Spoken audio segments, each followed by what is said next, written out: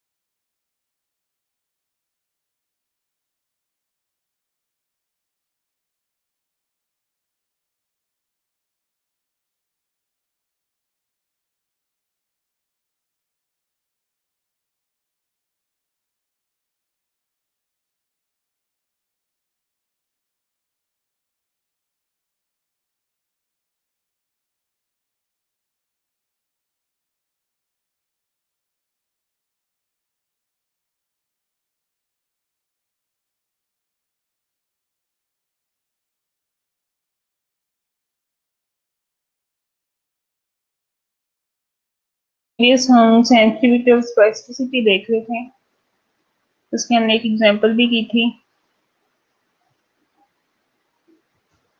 ठीक है, ये टेबल है हमारे पास जिसमें हमारे पास ट्रू पॉजिटिव आती हैं, false positive, false negative and true negative.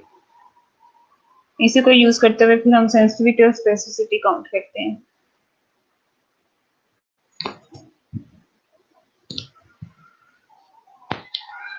ठीक है, ये फर्स्ट वाली एग्जांपल हमने कर ली थी। आज हम सेकंड एग्जांपल देखते हैं।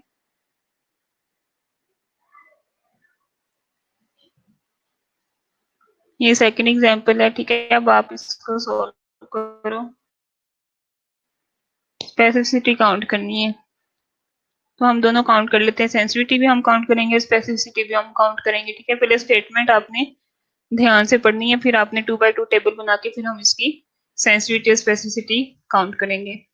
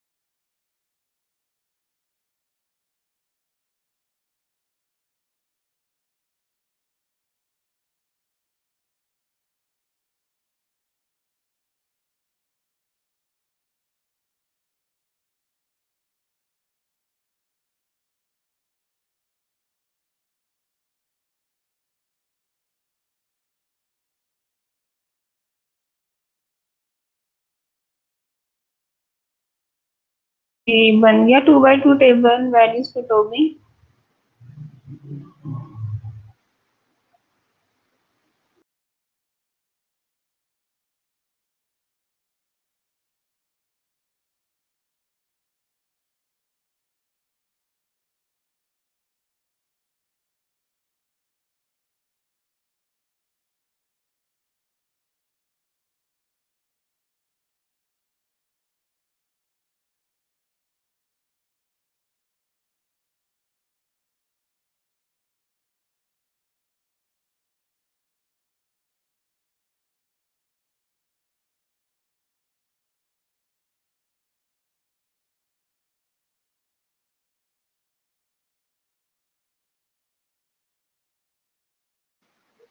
आवाज आ रही है मेरी सबको? अभी मैंने टाइम दिया कि इस एग्जांपल को देख के आप 2 by 2 टेबल ड्रा करो, फिर उसमें आप वैल्यूज पुट करो।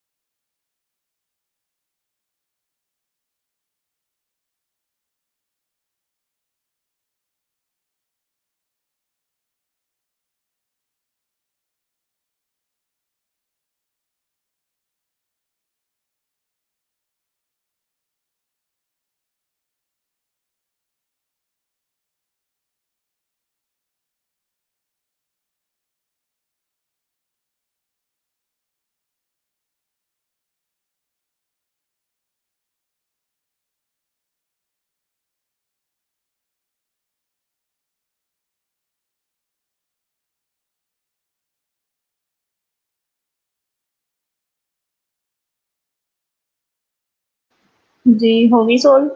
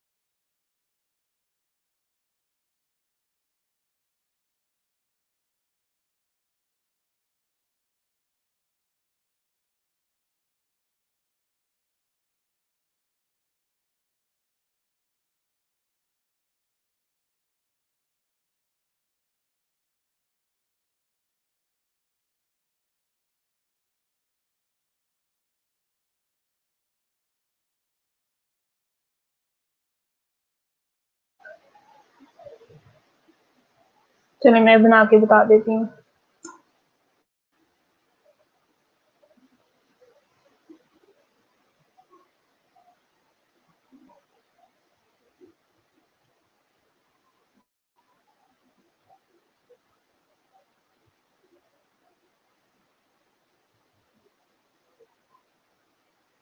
अच्छा, यहाँ पे है कि टोटल हमारे पास पेशेंट को 200 है, ठीक है। इनमें से 100 जो है जो डिजीज के साथ प्रेजेंट कर रहे हैं, ये जो डायग्नोज है जिनमें डिजीज है वो 100 है, और जो हमारे पास रिमेनिंग 100 आ गई वो हमारे पास नॉन डिजीज आ गए। अब उनमें से वो कह रहा है कि जो 80 पेशेंट है with influenza had a positive ELISA test, ठीक है। जो डिजीज के साथ जो थे इंडिविजुअल्स उनका टेस्ट भी पॉजिटिव आया है, as did 5 of the patients without influenza, और जो 5 पेशेंट है जिनको इन्फ्लुएंजा नहीं है उनका भी टेस्ट पॉजिटिव आया है। इट मीन्स ये फॉल्स पॉजिटिव आ गए, ठीक है। 80 हमारे पास ट्रू पॉजिटिव में आ गए और जो 5 है हमारे पास वो हमारे पास फॉल्स पॉजिटिव में आ गए।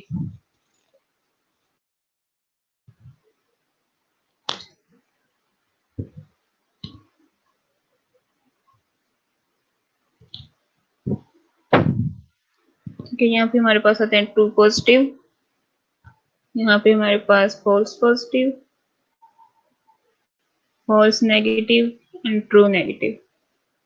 ठीक हो गया। यहाँ पे ऊपर हमारे पास डिजीज के इंडिविजुअल्स, यहाँ पे जिनको डिजीज नहीं है, यहाँ पे जिनका टेस्ट पॉजिटिव है और यहाँ पे जिनका टेस्ट नेगेटिव है। टोटल इन्होंने क्या है हमारे पास 200 है। 200 में से 100 ऐसे हैं जिनको इन्फ्लुएंजा है, मीन्स डिजीज लोग हैं, ठीक है। तो जो रिमेनिंग वो आ गए हमारे पास 100 यहाँ पे। अब उसमें से उन्होंने कहा था कि जो 80 ऐसे हैं जिनको डिजीज भी है और उनका टेस्ट भी पॉजिटिव, मीन्स वो हमारे पास आ गए ट्रू पॉजिटिव। तो 80 हमारे पास आ गया ट्रू पॉजिटिव में, ठीक है। यहाँ पे से हम देखें तो यहाँ पे डिजीज शो करा है, यहाँ से हम देखें तो टेस्ट पॉजिटिव, इट मीन्स 80 हमारे पास ट्रू पॉजिटिव है। अब 80 को आप 100 में से माइनस कर दो तो हमारे पास आ जाएंगे यहाँ पे 20। इसी तरह उन्होंने कहा था कि जो 100 में से हैं, जो 5 ऐसे हैं जिनको डिजीज नहीं है लेकिन उनका टेस्ट पॉजिटिव है, इट मीन्स हमारे पास आ गए फॉल्स पॉजिटिव, ठीक है। उनको डिजीज नहीं है लेकिन वो टेस्ट कह रहा है कि वो पॉजिटिव है। 100 में से आप 5 माइनस कर दो तो हमारे पास आ जाएंगे 95। अब हम इसकी स्पेसिफिसिटी काउंट कर लेंगे और सेंसिटिविटी भी काउंट कर लेंगे। सेंसिटिविटी में हम इस तरफ को जाएंगे, स्पेसिफिसिटी में हम इस तरफ को मूव करेंगे।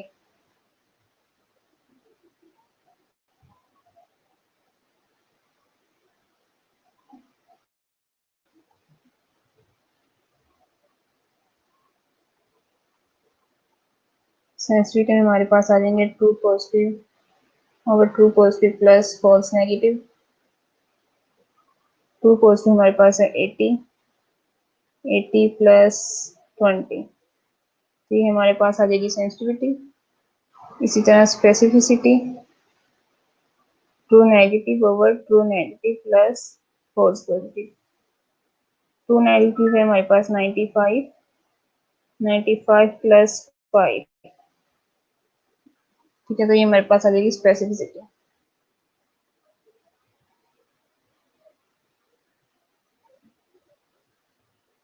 इसलिए आप कैलकुलेशन कर लो तो हमारे पास आंसर आ जाएगा, ठीक है। सेंसिटिविटी हमारे पास आ गई 80%,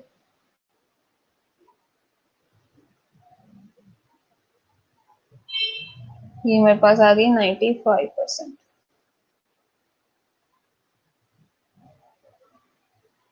ठीक हो गया, आ गई समझ सबको?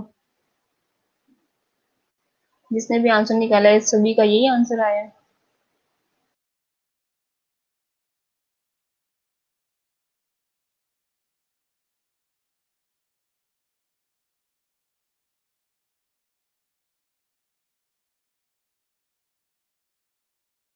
अपना आंसर परसेंटेज में लिखेंगे तो उसको हम 100 से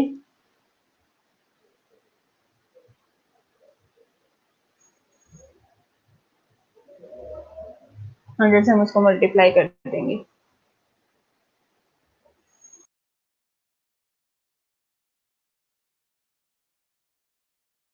तो समझ आ गई? कोई कंफ्यूजन किसी को?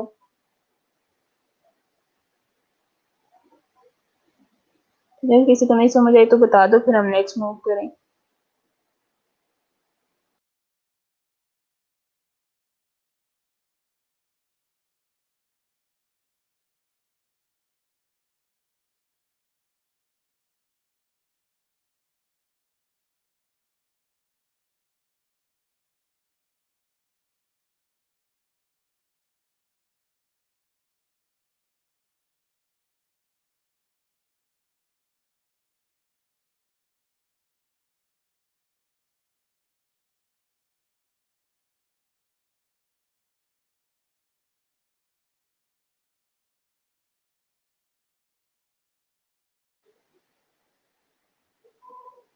नेक्स्ट हमारे पास है लाइक्लीहुड रेशियोज।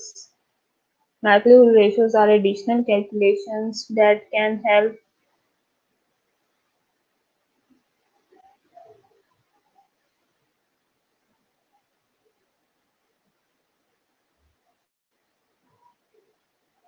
अच्छा, टेबल में एक दफा दोबारा बता देती हूँ।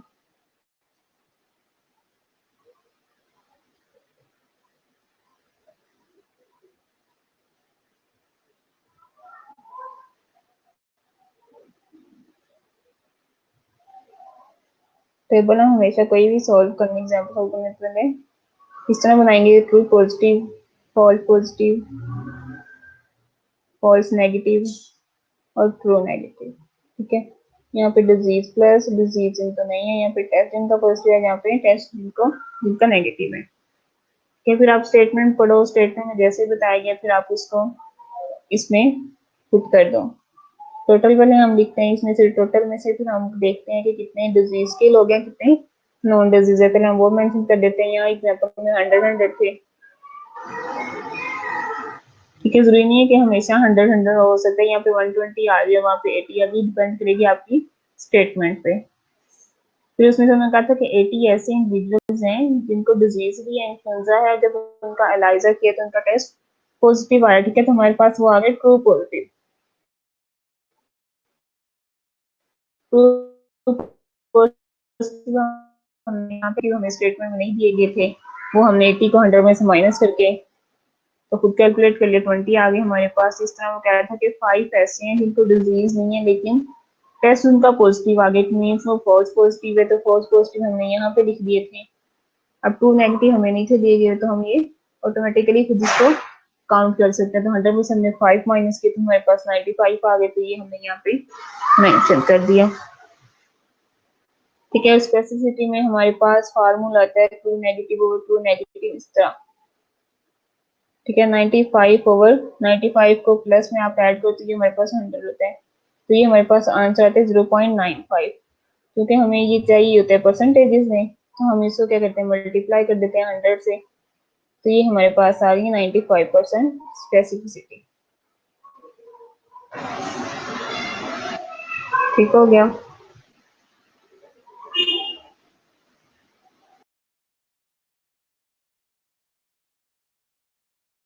नेक्स्ट हमारे पास होते हैं likelihood ratios are additional calculations that can help researchers determine the accuracy of diagnostic or screening tests which are based on the sensitivity and specificity results.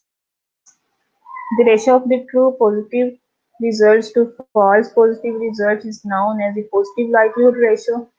The negative likelihood ratio is the ratio of true negative results to false negative results.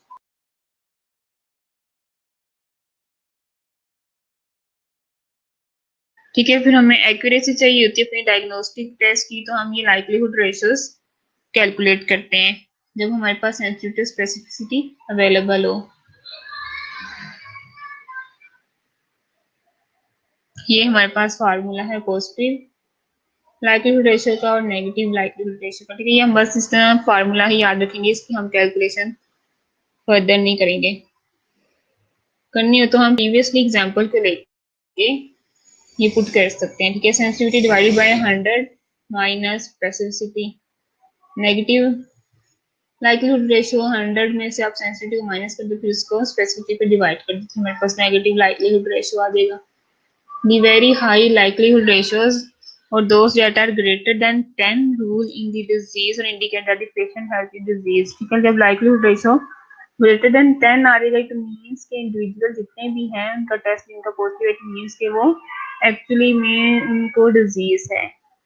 अगर हमारा likelihood ratio लो आता है, less than 0.1 से आता है, तो it means that chances that the patient has the disease, के chances हो सकते हैं कि पेशेंट डिजीज के साथ प्रेजेंट करे। ठीक है, अगर हमारे पास ग्रेटर देन 1 आता है तो एक्चुअली इसको डिजीज है, लेकिन अगर लाइक्लीहुड हमारा कम आता है तो इट मींस चांसेस हो सकते हैं कि वो इंडिविजुअल में डिजीज प्रेजेंट हो।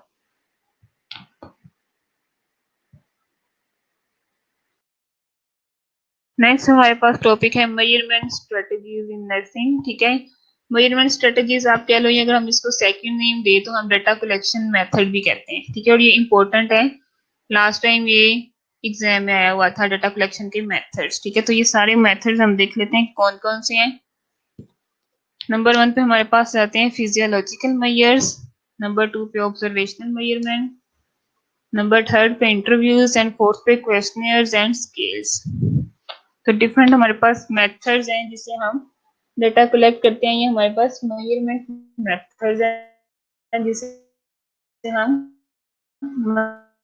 मेजर करते हैं। मेजर्स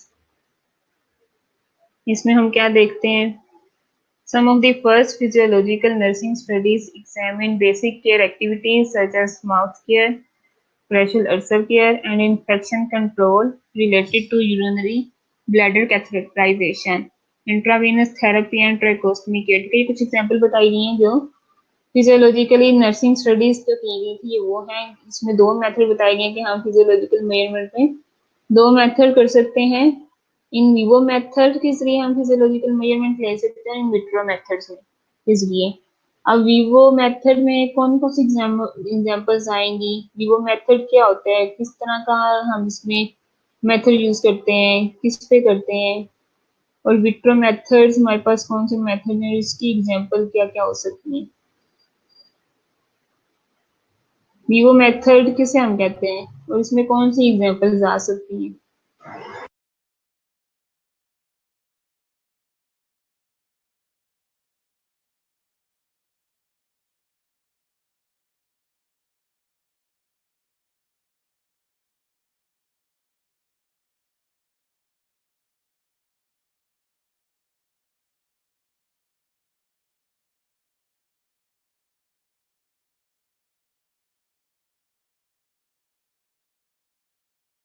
जी पता है किसी को विवो मेथड क्या चीज होता है?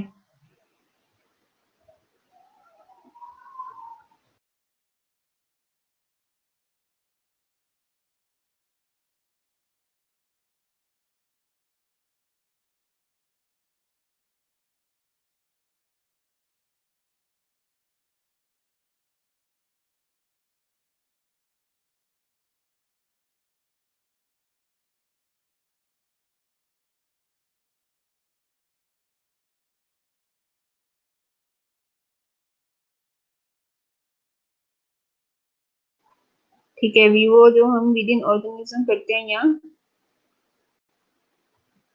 उनके ऊपर करते हैं। ठीक है, मेजरमेंट्स जो हम directly with in all living organisms के ऊपर अप्लाई करते हैं। फॉर एग्जांपल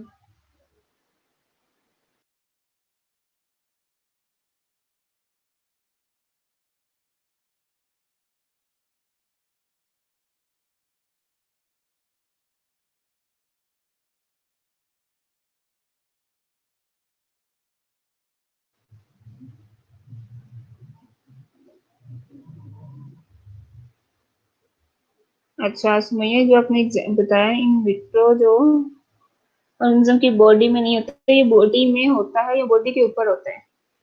ठीक है, जो बॉडी के ऊपर नहीं होता, जो हम आउटसाइड करते हैं, वो हमारे पास विट्रो मेथड में आता है। ठीक है, जैसे अगर हम एग्जांपल ले लें एक्सरे की, वो हम बॉडी के ऊपर करते हैं। ठीक है, अल्ट्रासाउंड जैसे हमारे पास आ गया,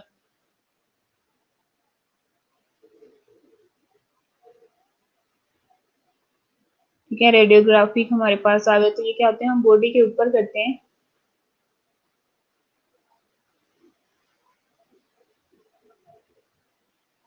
ठीक है, वीवो में हम बॉडी के ऊपर करते हैं या अंदर हम करते हैं। ठीक है, तो ये हमारे पास वीवो में आता है। विट्रो में आउटसाइड ऑफ द बॉडी, जैसे अगर हम कोई लैब टेस्ट करते हैं,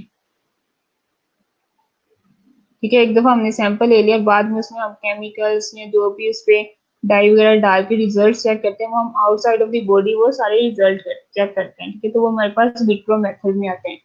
तो फिजियोलॉजिकल मेजर्स हम दो तरीके से कर सकते हैं, वीवो मेथड के जरिए और विट्रो मेथड के जरिए।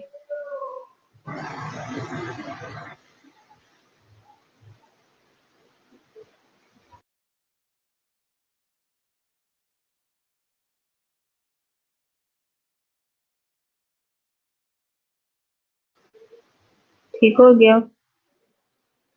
A variety of approaches for obtaining physiological measures are possible. Some measurements are relatively easy to obtain and are an extension of measurement methods used in nursing practice, such as those used to obtain weight and BP. For example, some physiological measures are obtained by using self-report with diaries, scales, observation checklist. Other physiological measures are obtained using laboratory test and electronic monitoring. ठीक है, तो ये कुछ example बता देंगे physiological measures में हम क्या क्या चीजें देख सकते हैं। इसमें लैब टेस्ट आ जाते हैं, वेट, बीपी, ये सारी चीजें हम अपने फिजियोलॉजिकल मेजरमेंट में देख सकते हैं।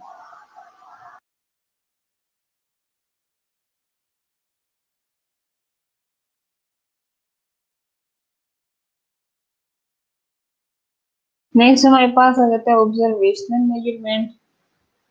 ऑब्जर्वेशनल मेजरमेंट के नेम से आप देखो तो इट मींस कि इसमें हम ऑब्जर्व कर रहे होते हैं। Observational measurement involves N interaction between the study participants and observer in which the observer has the opportunity to watch the participant perform in a specific setting.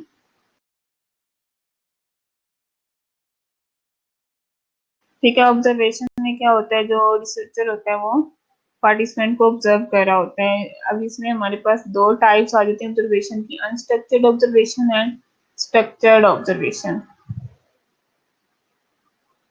Unstructured observation में क्या होता है, involves spontaneously observing and recording what is seen in words. The analysis of these data may lead to a more structured observation and an observational checklist. ठीक है, unstructured में क्या होता है कि कोई इन्होंने प्रोटोकॉल या कोई चेकलिस्ट उनके पास अवेलेबल नहीं होती, बस वो स्पॉन्टेनियसली ऑब्जर्व करते हैं और उसकी फाइंडिंग्स को नोट कर लेते हैं। ठीक है, कोई इन्होंने प्रॉपर प्लान नहीं बनाया होता ऑब्जर्वेशन करने के लिए, तो ये हमारे पास अनस्ट्रक्चर्ड ऑब्जर्वेशन रहती है जिसका कोई स्ट्रक्चर नहीं होता।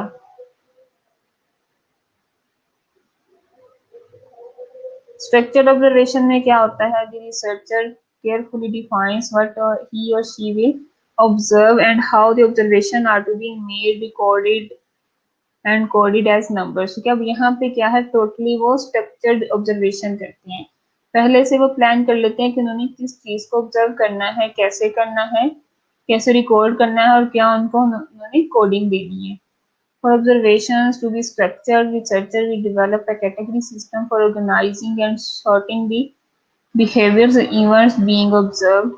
Checklists are often used to indicate whether a behavior updating scales allow the observer to rate the behavior or event।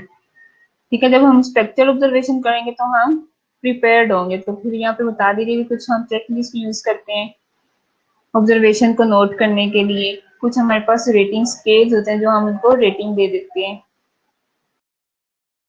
अगर हमने किसी का बिहेवियर देखना हो, ठीक है, तो उसको हम रेटिंग दे सकते हैं कि उसका बिहेवियर अच्छा था, ज्यादा अच्छा था, ठीक है, अच्छा नहीं था, बुरा था, ज्यादा बुरा था, तो इस तरह हम रेटिंग दे सकते हैं। तो जब हम स्ट्रक्चर ऑब्जर्वेशन करते हैं तो हम टोटली प्रिपेयर्ड होते हैं, हमारे पास सारी चीजें अवेलेबल होती हैं जिससे हमें किसी भी ऑब्जर्वेशनल मेथड में हमारे पास दो मेथड आ गए, स्ट्रक्चर्ड मेथड और अनस्ट्रक्चर्ड मेथड। ठीक हो गया, समझ आ रही है ना सबको?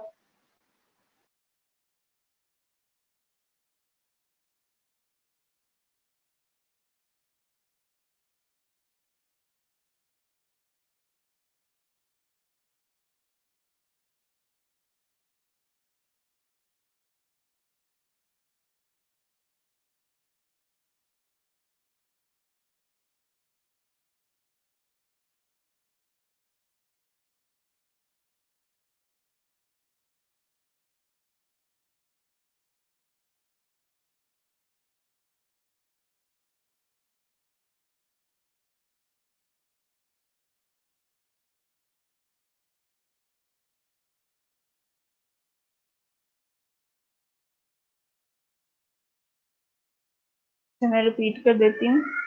ऑब्जर्वेशनल मेजरमेंट में जब हम ऑब्जर्व करके किसी चीज को मेजर कर रहे होते हैं, तो इसमें हमने दो टाइप देखी है ऑब्जर्वेशनल मेजरमेंट की, जिसमें नंबर 1 पे हमने देखा अनस्ट्रक्चर्ड ऑब्जर्वेशनल मेजरमेंट और सेकंड स्ट्रक्चर ऑब्जर्वेशनल मेजरमेंट। ठीक है, अब अनस्ट्रक्चर्ड के नेम से आप देखो जिसमें कोई स्ट्रक्चर नहीं होता ऑब्जर्वेशन का, हम बस स्पॉन्टेनियसली ऑब्जर्व करते हैं और उसकी फाइंडिंग्स को हम नोट कर लेते हैं। मीन्स कि हम अगर हम सेकंड वर्ड्स में देखें तो मीन्स हम टोटली प्रिपेयर नहीं होते, स्पॉन्टेनियसली हम बाय चांस ही किसी को ऑब्जर्व करके उसकी फाइंडिंग्स को हम नोट कर लेते हैं। तो ये हमारे पास अनस्ट्रक्चर्ड ऑब्जर्वेशनल मेथड हुआ। सेकंड हमारे पास होता है structured observational method. Structured observational method, इसमें हम क्या करते हैं, टोटली प्री प्लान्ड होते हैं, हमने क्या करना है, किसको ऑब्जर्व करना है, कैसे ऑब्जर्व करना है, ठीक है, रिकॉर्डिंग कैसे हमने करनी है, हमने उसको कोड कैसे करना है, हमने किस कौन से नंबर से उनको शो करना है। तो इसके लिए कॉमन जो हम यूज करते हैं, हमारे पास चेकलिस्ट होती है, जिससे हम किसी के ऑब्जर्वेशन को नोट करके हम चेकलिस्ट पे मार्क कर देते हैं कि ये चीजें हमने ऑब्जर्व कर ली। या सेकंड हमारे पास हम रेटिंग स्केल्स यूज करते हैं, हम रेटिंग दे देते हैं अगर हमें किसी का बिहेवियर देखना हो कि इसका बिहेवियर कैसा था, सिचुएशन के अकॉर्डिंगली अच्छा था, ठीक है, ज्यादा अच्छा था, बुरा था, बहुत बुरा था, इस तरह हम क्या करते हैं, रेटिंग दे देते हैं। तो ये हमारे पास स्ट्रक्चर्ड और अनस्ट्रक्चर्ड ऑब्जर्वेशनल मेजरमेंट आ जाते हैं। ठीक है, अभी तक हमने मेजरमेंट स्ट्रेटेजीज में दो देखे हैं, फिजियोलॉजिकल मेजरमेंट जिनमें इन विट्रो मेथड और इन विवो मेथड देखे हैं। सेकंड हमने स्ट्रक्चर्ड ऑब्जर्वेशनल मेजरमेंट और अनस्ट्रक्चर्ड ऑब्जर्वेशनल मेजरमेंट देखे हैं।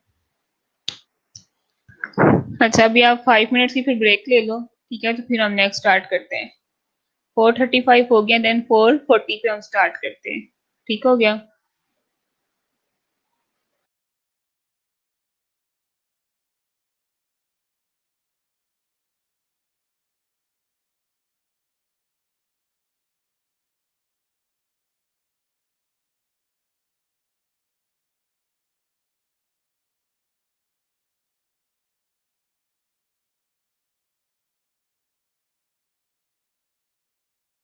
आप 5 मिनट्स की ब्रेक कर लो, ठीक है, और साथ अपनी अटेंडेंस मार्क कर दो उतनी देर।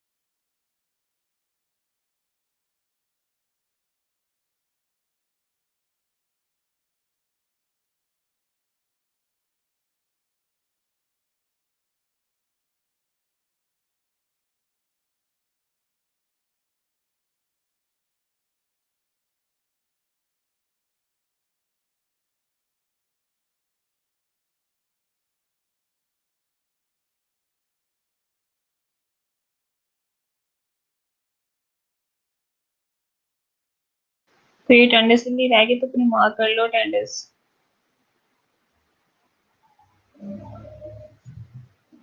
ठीक है, हुमेरा ने अटेंडेंस ने भी लगाई, अपनी अनसब ने नहीं लगाई, नूरीन ने मार्क नहीं की, मुसरत ने मार्क नहीं की।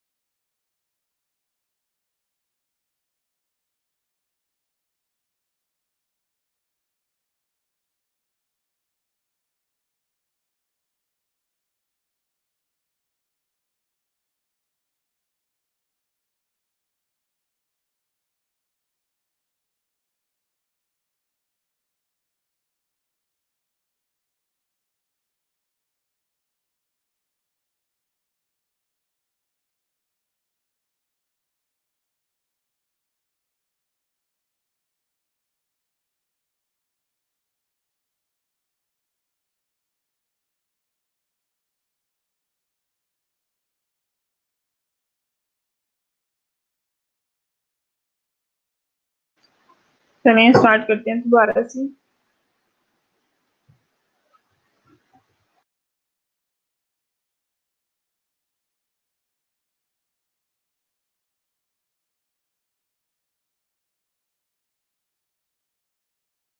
नेक्स्ट हमारे पास जो मेजरमेंट स्ट्रेटेजी आती है वो है इंटरव्यूज।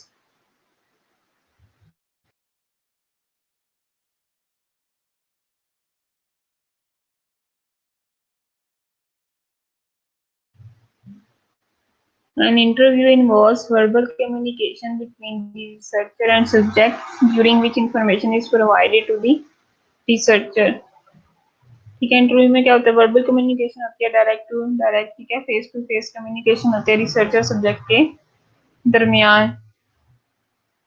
फिर रिसर्चर इंफॉर्मेशन शेयर करता है अपने सब्जेक्ट के साथ। तो इसमें हमारे पास दो टाइप्स हो जाती हैं, स्ट्रक्चर्ड इंटरव्यू और अनस्ट्रक्चर्ड इंटरव्यू। ठीक है, जैसे हमने अभी प्रीवियसली स्ट्रक्चर्ड ऑब्जर्वेशनल मेजरमेंट देखा है और अनस्ट्रक्चर्ड सेम ये भी वैसे ही है। ठीक है, structured means is one in which a particular set of predetermined questions are prepared by the interviewer in advance. Structured interview होगा तो क्या होगा, रिसर्चर जो है वो पहले से ही प्री प्लान्ड होगा, ठीक है, कि उसने कौन कौन से क्वेश्चंस पूछने हैं इंटरव्यू में। तो ये हमारे पास स्ट्रक्चर्ड इंटरव्यू आ गया। अनस्ट्रक्चर्ड जिसमें रिसर्चर्स क्या होगा, प्लान, उसने प्लान नहीं किया होगा, ठीक है, और बाय चांस या वैसे ही वो इंटरव्यू में क्वेश्चन पूछना स्टार्ट कर देगा। Unstructured interview refers to an interview in which the questions to be asked to the respondents are not set in advance। ठीक है, तो जो भी वो क्वेश्चन पूछे वो पहले से उन्होंने सेट नहीं किए होंगे, बाय वैसे ही वो क्वेश्चन पूछना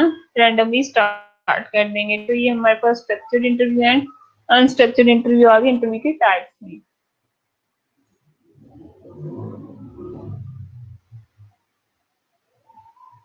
नेक्स्ट हमारे पास आता है क्वेश्चनियर। क्वेश्चनर हमारे पास क्या होता है, मोस्टली जो हम टूल यूज करते हैं डाटा कलेक्शन के लिए वो हम एक क्वेश्चनर यूज करते हैं। A questionnaire is a self-report form designed to elicit information through written, verbal, or electronic responses of the subject. Questionnaires may be printed and distributed in person or mailed, available on a computer or accessed online. Questionnaires are sometimes referred to as a survey, and a study using a questionnaire may be referred to as a survey research. ठीक है, questionnaire हम क्या, हमारे पास क्या होता है कि हमें किसी भी टॉपिक से रिलेटेड कोई भी इंफॉर्मेशन पूछनी है तो हम क्या करते हैं, अपना एक क्वेश्चनर डिजाइन कर लेते हैं जिसमें हमारे पास डिफरेंट टाइप्स के क्वेश्चन होते हैं एक ही क्वेश्चनर के अंदर। ठीक है, एक ही टॉपिक से रिलेटेड, फॉर एग्जाम्पल मैं नॉलेज चेक कर रही हूँ हैंड हाइजीन से रिलेटेड, तो नॉलेज से रिलेटेड मेरे सारे क्वेश्चन होंगे जिससे मैं आइडिया लगा सकूँ कि किसी के पास नॉलेज कितना है हैंड हाइजीन से रिलेटेड। अगर मैं उसमें एटीट्यूड भी देख रही हूँ और प्रैक्टिस भी देख रही हूँ एक ही टॉपिक के अंदर, तो मेरा क्वेश्चनर एक ही होगा लेकिन उसके अंदर सब पार्ट्स आ जाएंगे जिससे मैं फिर अपना डाटा कलेक्ट कर लूंगी। ठीक है, तो क्वेश्चनर आप डायरेक्टली डिस्ट्रीब्यूट भी कर सकते हो, आप किसी को मेल भी कर सकते हो। ठीक है, तो जो मोस्टली क्वेश्चनर से हम जो डाटा कलेक्शन करते हैं फिर हम उसे सर्वे स्टडी का नेम दे देते हैं। ठीक है, जो हम रिसर्च करते हैं थ्रू क्वेश्चनर हम उनको सर्वे कहते हैं। जैसे अभी आप लोगों ने एक क्वेश्चनर फिल किया होगा ई लर्निंग पे, ठीक है, तो वो भी क्या था, वो क्वेश्चनर था जो आप लोगों को लिंक के जरिए आप लोगों ने उसको फिल करना था, ठीक है। तो वो भी एक सर्वे, रिसर्च सर्वे थी जिसका क्वेश्चन आप लोगों ने फिल किया था। Questionnaires open are use in descriptive studies, ठीक है। मोस्टली हम जो क्वेश्चनर यूज करते हैं वो जब हम डिस्क्रिप्टिव स्टडीज करते हैं हम उसमें यूज करते हैं। It is also use to gather information about beliefs, attitudes, opinions, knowledge और इंटेंशन ऑफ द सब्जेक्ट। ये मोस्टली हम प्रैक्टिस देखने के लिए, नॉलेज देखने के लिए, एटीट्यूड देखने के लिए हम क्वेश्चनर को यूज करते हैं। Like interviews questionnaire can have various structure, for example close ended and open ended. Interview की तरह इसमें भी, क्वेश्चन में भी हम क्लोज एंडेड या ओपन एंडेड क्वेश्चंस को यूज करते हैं, ठीक है। अभी अजान हो रही है, थोड़ा सा वेट कर लेते हैं, फिर स्टार्ट करती हूँ मैं।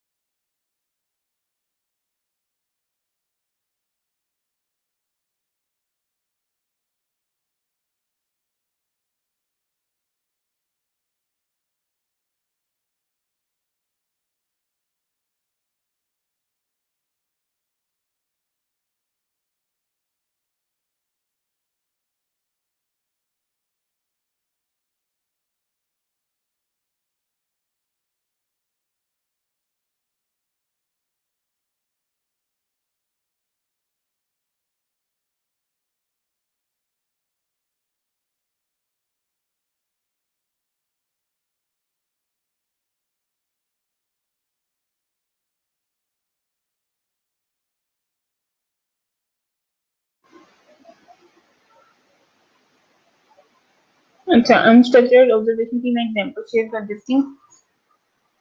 फॉर एग्जाम्पल अगर किसी का बिहेवियर देखना हो, फॉर एग्जाम्पल अगर हमने स्टूडेंट्स का बिहेवियर देखना हो ड्यूरिंग एग्जाम, उनका बिहेवियर कैसे होता है, ठीक है। तो मेरे पास क्या होगा, मेरे पास कोई चेक लिस्ट नहीं होगी, कोई मेरे पास रेटिंग स्केल्स अवेलेबल नहीं होगा, तो सिंपली मैं करूंगी, सिंपली मैं ऑब्जर्व करके फाइंडिंग्स बता दूंगी कि स्टूडेंट्स का बिहेवियर कैसा था, ठीक है। तो ये अनस्ट्रक्चर्ड है, मीन्स मेरे पास कोई प्रोटोकॉल या कोई रूल्स नहीं थे जिनको मैंने फॉलो करना था, मैंने फ्रीली ही ऑब्जर्व करके फाइंडिंग्स मैंने डॉक्यूमेंट कर दी, ठीक है। तो ये अनस्ट्रक्चर्ड ऑब्जर्वेशन में आ जाएगा।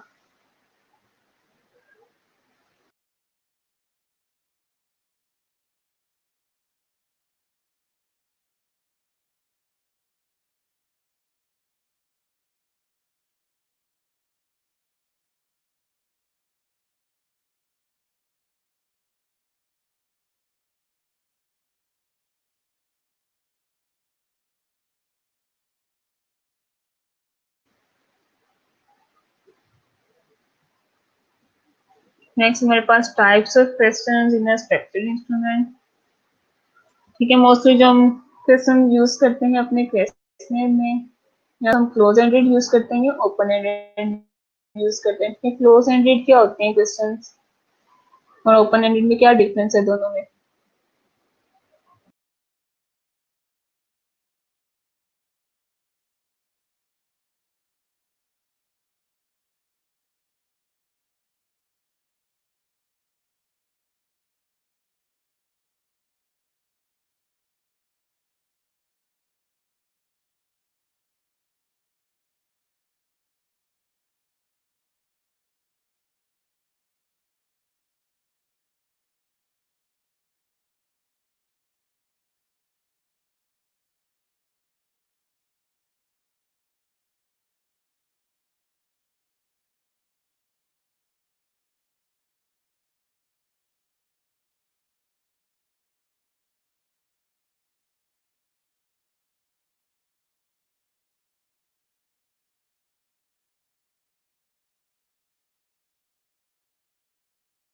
जी, कोई बताएगा ओपन एंडेड और क्लोज एंडेड क्वेश्चंस में क्या डिफरेंस है?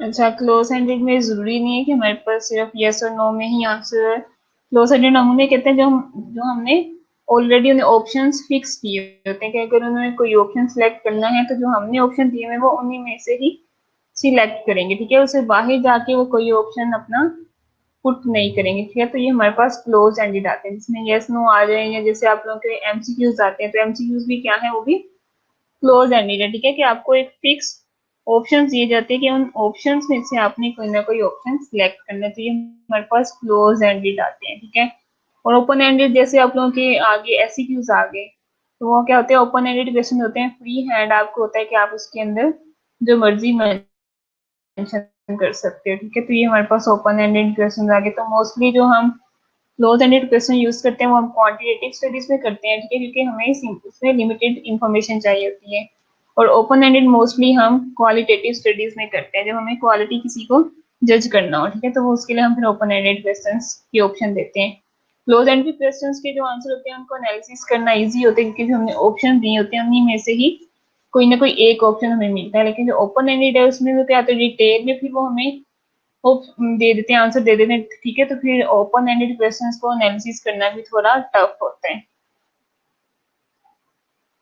ठीक है, क्योंकि कभी कभी ओपन एंडेड में वो इस तरह के आंसर भी देते हैं जो आपने कभी सोचा भी नहीं होता। ठीक है, तो फिर उसको एनालिसिस करना थोड़ा टफ हो जाता है। तो हम दो तरह के क्वेश्चंस यूज करते हैं, क्लोज एंडेड और ओपन एंडेड। डिस्कॉटमस क्वेश्चंस हमारे पास होते हैं जिसमें यस नो, इसमें दो कैटेगरीज होती हैं। ठीक है, डिस्कॉटमस किसमें होती है, जिसमें हम सिर्फ दो कैटेगरीज मेंशन करते हैं, यस नो मेंशन कर दिया, मेल फीमेल मेंशन कर दिया। ठीक है, मैरिड नॉन मैरिड ये हमने मेंशन कर दिया। इसमें हम सिंपल दो ऑप्शन देते हैं, वो हमारे पास डिस्कॉटमस क्वेश्चन होते हैं। मल्टीपल चॉइस क्वेश्चन, इसमें हम मल्टीपल चॉइसेस दे सकते हैं। Force choice question. ठीक है, अब ये कौन से हमारे पास क्वेश्चन होते हैं?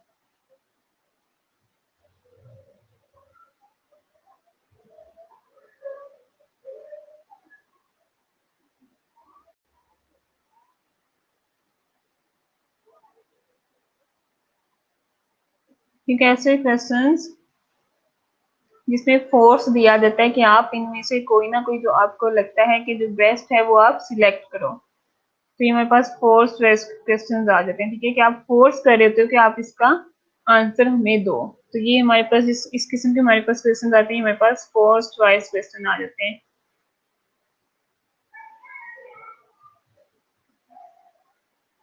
नेक्स्ट हमारे पास है कैफेटेरिया क्वेश्चन।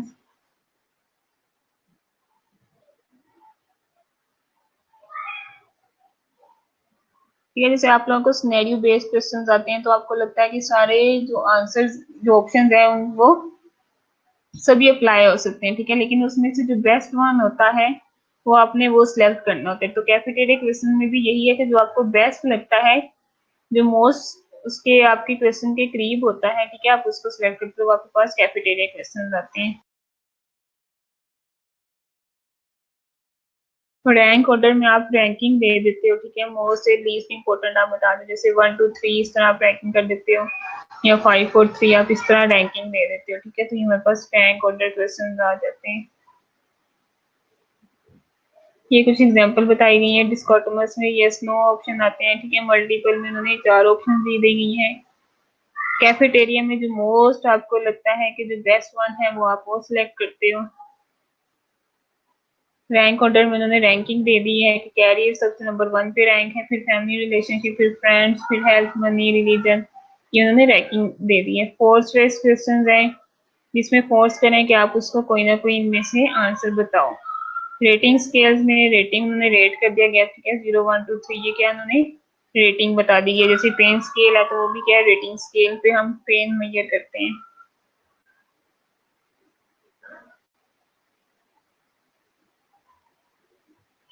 ठीक है, क्लियर होगी क्वेश्चंस की टाइप सबको। स्केल्स फिर हम नेक्स्ट लेक्चर में डिस्कस करेंगे। ठीक है, अभी कोई क्वेरी है जहां से नहीं समझ आया तो आप पूछ लो।